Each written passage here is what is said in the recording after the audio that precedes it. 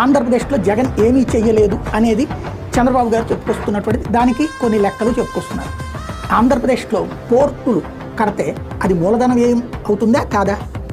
అట్లాగే ప్రభుత్వ కార్యాలయాలు అద్దెకుంటున్నాయి. అలా కాకుండా ప్రభుత్వ కార్యాలయ భవనాలు లైక్ సచివాలయాలు ప్రతి ఊళ్ళో కడితే అది పర్మనెంట్ సెటప్పే కదా. దానివలన అద్దెలు లేనటువంటి ప్రభుత్వ ఆదాయం కిందకు వచ్చినట్టే కదా. ఆసుపత్రులు కడితే అది మూలధనం ఏం కాదా? మూలధనమైనటువంటి అంటే మనకి మౌలిక వసతి కాదా అది ఆసుపత్రులు కట్టడం అనేటటువంటిది. అట్లాగే నాడు నేడు కింద స్కూళ్ళు కడితే ఏమీ కట్టలేదని నివేదికలు చెప్తున్నారట. అందులో అసలు వసతులే బాగాలేదు, 2018కు ముందు వసతులు బాగున్నాయని చెప్పేసి ఎవరో నివేదికలు ఇచ్చారు. నమ్ముతారా ప్రజలు?